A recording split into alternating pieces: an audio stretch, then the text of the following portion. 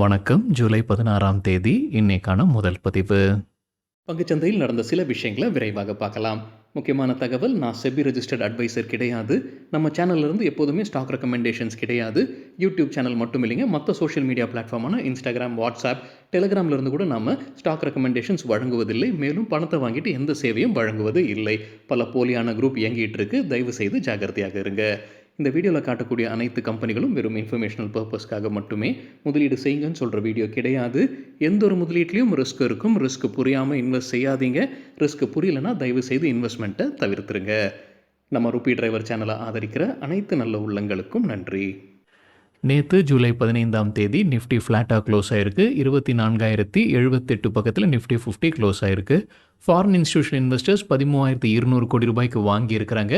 13,900 கோடி ரூபாய்க்கு விற்பனை செய்திருக்கிறாங்க. நெட் செல்லர்ஸாக இருக்கிறாங்க 700 கோடி ரூபாய்க்கு. டொமஸ்டிக் இன்ஸ்டிடியூஷனல் இன்வெஸ்டர்ஸ் 16,200 கோடி ரூபாய்க்கு வாங்கியிருக்கிறாங்க. 15,500 கோடி ரூபாய்க்கு விற்பனை செய்திருக்கிறாங்க. நெட் பையர்ஸாக இருக்கிறாங்க 700 கோடி ரூபாய்க்கு.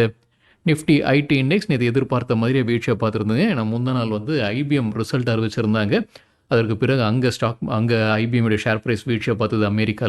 அமெரிக்காவில் லிஸ்ட் ஆயிருந்த இன்ஃபோசிஸ், விப்ரோடைய ஏடிஆரும் வீழ்ச்சியை பார்த்துருந்தது. அதனால் நேற்று நிஃப்டி ஐடி இண்டெக்ஸ் விழும் அப்படின்ற ஒரு எதிர்பார்ப்பு இருந்தது. அதுபோல் 0.7% விழுந்திருக்கு. அதிகமாக வீழ்ச்சியை பார்த்தது இந்த இண்டெக்ஸில் இன்ஃபோசிஸ் மற்றும் விப்ரோ தலா 1.5% வீழ்ச்சியை பார்த்துருந்துருக்கு. இன்றைக்கு ஜூலை 16ஆம் தேதி குவார்ட்டர்லி ரிசல்ட் அறிவிக்கக்கூடிய சில கம்பெனிகளுடைய பெயர்கள்: Wipro, BHEL, Jio Financial, Tech Mahindra, Polycab, South Indian Bank, ITC Hotels, CEAT, Alok Industries மற்றும் ஹெரிட்டேஜ் ஃபுட்ஸ். பிபிசிஎல் மற்றும் ஆகாசா ஏர் ஒரு மெமரண்டம் ஆஃப் அண்டர்ஸ்டாண்டிங்கில் கையெழுத்திட்டு இருக்கிறாங்க. எதற்காகனா இது சஸ்டைனபிள் ஏவியேஷன் ஃபியூவல். ஸோ ஃபியூவலில் இப்போ ஏவியேஷன் ஃபியூவலில் எத்தனால் மிக்ஸ் பண்ண இருக்கிறாங்கன்னு நினைக்கிறாங்க. ஸோ அதற்கான ஒரு ஒப்பந்தத்தில் வந்திருப்பதாக சொல்லியிருக்கிறாங்க. இது சில ஏர்போர்ட்ஸில், இந்தியாவில் இருக்கக்கூடிய சில ஏர்போர்ட்ஸில் இந்த சஸ்டைனபிள் ஏவியேஷன் ஃபியூவலுடைய இருப்பு மற்றும் அதோடைய பயன்பாட்டு அதிகரிப்பதற்காகத்தான் இந்த ஒப்பந்தம்னு பிபிசிஎல் அப்டேட் கொடுத்துருக்கிறாங்க. மத்திய கேபினட் மொபைல் ஃபோன் மேனுஃபேக்சரிங் ஸ்கீமாக அறிவிச்சிருக்கிறாங்க. 62,500 கோடி ரூபாய் நிதி ஒதுக்கி இருக்கிறாங்க 5 ஆண்டிற்கு. இந்த பேர்லேயே இருக்குங்க. ஸோ இந்த திட்டத்தின் கீழே மொபைல் ஃபோன் உற்பத்தி செய்யக்கூடிய நிறுவனங்களுக்கு இவங்க மானியம் வழங்க இருக்கிறாங்க. 2.25%லேருந்து 5% வரைக்கும் ப்ரொடக்ஷன் லிங்க்ட் இன்சென்டிவ் ஸ்கீமாக வழங்க இருக்கிறாங்க. மேலும் ஒரு கூடுதலாக 1.5% வரைக்கும் அவங்களால கிளைம் பண்ண முடியும்னு சொல்லியிருக்கிறாங்க. குறிப்பாக இந்தியாவில் உற்பத்தி செய்யக்கூடிய அந்த காம்பனன்ஸை பயன்படுத்தி இருந்தாங்கன்னா கூடுதலாக 1.5% கிளைம் பண்ண முடியும். இந்தியன் கம்பெனிஸாக இருக்கிறாங்கன்னா மேலும் கூடுதலாக ஒரு 3% அவங்களால கிளைம் பண்ண முடியும்னு பத்திரிகையில் செய்தி வெளியாகி இருக்கு. இந்த திட்டத்துடைய இலக்கு என்னென்னா 15 லட்சம் கோடி ரூபாய்க்கான மொபைல்ஸை இந்தியா ஏற்றுமதி செய்ய வேண்டும் அப்படின்ற இலக்கு வைத்திருக்கிறாங்க. இப்போ 7.5 லட்சம்னு நினைக்கிறாங்க. அது இன்னொரு முறை சரி பார்க்க வேண்டும். ஸோ 2 மடங்கு ஆக்க வேண்டும்ன்ற இலக்கு வைத்திருக்கிறாங்க. இந்த திட்டத்தின் வழியாக 60,000 பேருக்கு நேரடி வேலைவாய்ப்பு கிடைக்கும்னு பத்திரிகையில் செய்தி வெளியாகி இருக்கு.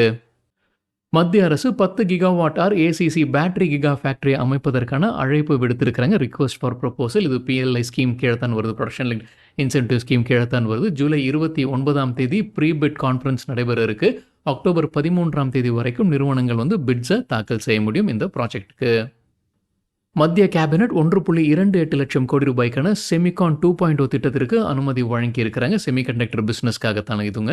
ஸோ 1.28 லட்சம் கோடி ரூபாய் நிதி ஒதுக்கி இருக்கிறாங்க. முதல் ஃபேஸுக்கான நிதி 76,000 கோடி ரூபாயாக இருந்தது. இப்போ 2.0க்கு 1.28 லட்சம் கோடி ரூபாய் நிதி ஒதுக்கி இருக்கிறாங்க. தகவல் கிடைத்தது மணி கண்ட்ரோல்ல இருந்து. மற்றொரு பாலிசியும் கேபினட் அறிவிச்சிருக்கிறாங்க, அப்ரூவல் கொடுத்துருக்காங்க. இது யூரியா செக்டருக்குங்க. ஆனால் எவ்வளவு நிதி ஒதுக்கி இருக்கிறாங்கன்ற தகவல் அந்த செய்தியில் சொல்லலை.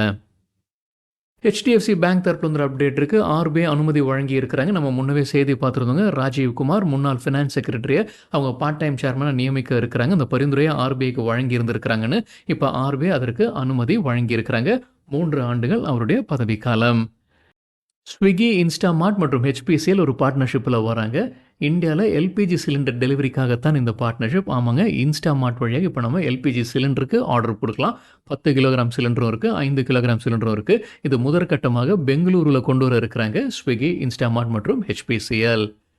ஏஞ்சல் ஒன் நேற்று குவார்ட்டர்லி ரிசல்ட் மற்றும் டிவிடெண்ட் அறிவிச்சிருக்கிறாங்க. டிவிடெண்ட் ஒரு ஷேருக்கு ₹1.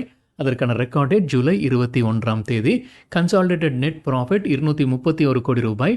குவார்டர் ஆன் குவார்ட்டர் 28% விழுந்திருக்கு. ரெவென்யூ 1,430 கோடி ரூபாய். குவார்டர் ஆன் குவார்ட்டர் 2% விழுந்திருக்கு. எபிட்டா அல்லது ஆப்ரேட்டிங் ப்ராஃபிட் 485 கோடி ரூபாய். குவார்டர் ஆன் குவார்ட்டர் 19% விழுந்திருக்கு. மார்ஜின் 33.9%, போன குவார்ட்டரில் 41% இருந்தது. ஆக்சிஸ் பேங்க் அவங்களுடைய குவார்ட்டர்லி ரிசல்ட் ஜூலை 18ஆம் தேதி அறிவிக்க இருக்கிறாங்கன்னு நினைக்கிறேன். அந்த தேதியை இன்னொரு முறை சரிபார்க்க வேண்டும். அதற்கு முன்னாடி ப்ளூம்பர்க் ஒரு ப்ரிவியூ கொடுத்துருக்காங்க. என்ன எதிர்பார்க்கலாம் Q1 ரிசல்ட்டில் ஆக்சிஸ் பேங்க் உடையது. ஸ்டாண்டலோன் பேசிஸில் நெட் இன்ட்ரெஸ்ட் இன்கம் அவங்க எதிர்பார்ப்பது 15,146 கோடி ரூபாய், இயர் ஆன் இயர் 12% அதிகரிப்பதற்கான வாய்ப்புகள்.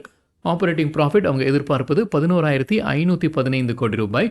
ப்ராஃபிட் அவங்க எதிர்பார்ப்பது 7,073 கோடி ரூபாய், இயர் ஆன் இயர் 22% அதிகரிப்பதற்கான வாய்ப்புகள் இருக்கு. நெட் இன்ட்ரெஸ்ட் மார்ஜின் 3.5%, போன வருடம் இதே குவார்ட்டரில் 3.8% இருந்தது. கிராஸ் NPA நான் பர்ஃபார்மிங் அசெட்ஸ் அவங்க எதிர்பார்ப்பது ரேஷியோவில் 1.37%, போன குவார்ட்டரில் அது 1.23% இருந்தது. நெட் NPA 0.4% எதிர்பார்க்குறாங்க, போன குவார்ட்டரில் அது 0.37% இருந்தது. HDFC AMC நேற்று குவார்ட்டர்லி ரிசல்ட் அறிவிச்சிருக்கிறாங்க. நெட் ப்ராஃபிட் 837 கோடி ரூபாய், இயர் ஆன் இயர் 12% அதிகரித்தது. ரெவென்யூ 1,100 கோடி ரூபாய், இயர் ஆன் இயர் 14% அதிகரித்தது. ICICI Prudential life insurance quarterly result அறிவிச்சிருக்கிறாங்க. ப்ராஃபிட் 386 கோடி ரூபாய், இயர் ஆன் இயர் 28% அதிகரித்தது. நெட் பிரீமியம் இன்கம் 9,749 கோடி ரூபாய், இயர் ஆன் இயர் 15% அதிகரித்தது.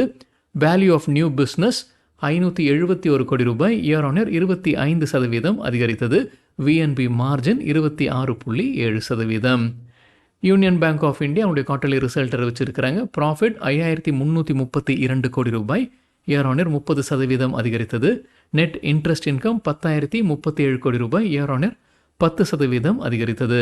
கிராஸ் நான் பர்ஃபார்மிங் அசெட்ஸ் ரேஷியோ 2.65%, போன குவார்ட்டரில் 2.82% இருந்தது. நெட் NPA 0.47%, போன குவார்ட்டரில் 0.48% இருந்தது.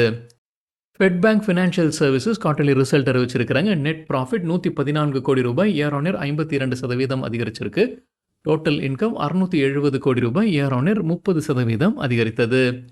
ஜனா Small Finance Bank quarterly result வெளியிட்டிருக்கிறாங்க. கன்சாலிடேட்டட் நெட் ப்ராஃபிட் 155 கோடி ரூபாய், இயர் ஆன் இயர் 52% அதிகரித்தது. நெட் இன்ட்ரெஸ்ட் இன்கம் 782 கோடி ரூபாய், இயர் ஆன் இயர் 33% அதிகரித்தது.